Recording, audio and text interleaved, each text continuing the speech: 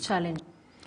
So now the government had rolled out a program to train Bodaboda riders across the 47 counties in order to improve their road safety and discipline while on the road.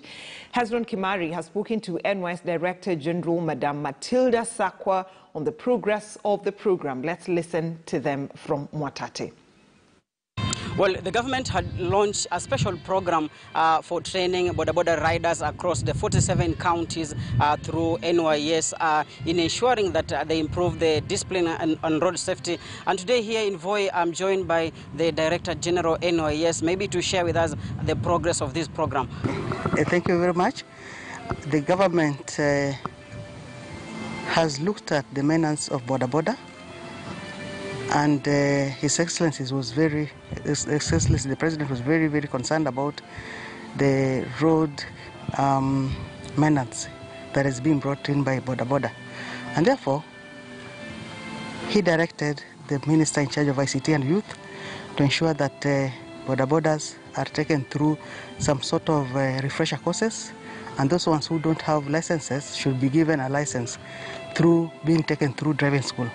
And therefore, that's how the National Youth Service was brought in, because the National Youth Service, as you're aware, is a disciplined service, and we are able to make sure that they have officers who are driving well, and especially the Bodaboda fellows. So once we were given that assignment, we decided to have a pilot project.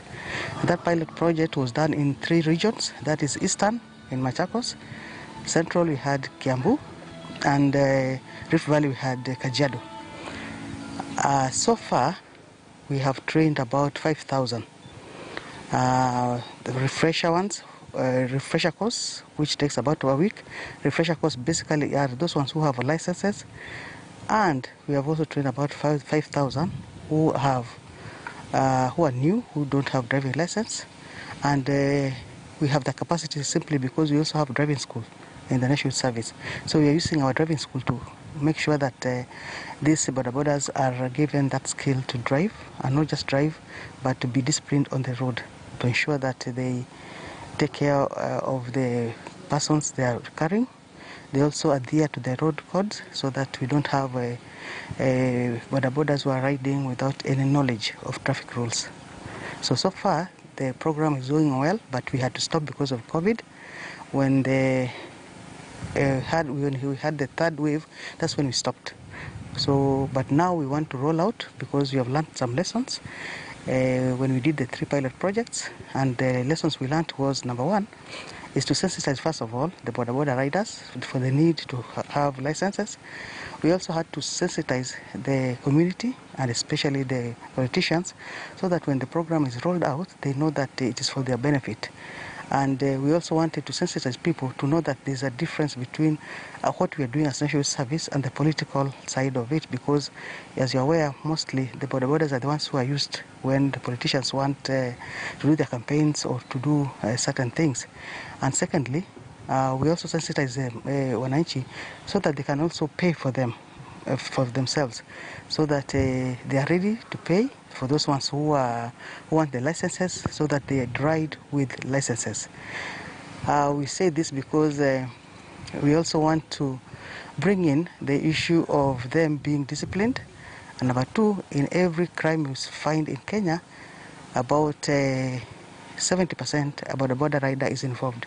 So we are also sensitizing people to know that Bodaboda is not just about crime, but it's something that can be of value to the society if it's well managed. And when we are doing this training, we also bring in the issue of training them in terms of making sure they can also save, entrepreneurship. That's what we're calling entrepreneurship, that whatever money they get, they can also save, so bring in the savings idea. We also make sure that they also bring in the issue of insurance, so that they are also insured, so that if they have an accident, they can also be insured. So there's so many components in terms of training of Bodaboda. Well, as you have heard from the Director General NYS, she is saying actually until now they have managed to train or quite a number of bodaboda riders across the country in ensuring that they improve road safety and also discipline. Keeping in mind, most of the bodaboda riders have been involved in crime cases, but he's saying through this special training through NYS, they are expecting bodaboda riders will be now having discipline. Reporting for KTN News from Mwatate, I'm Hezron Kimari.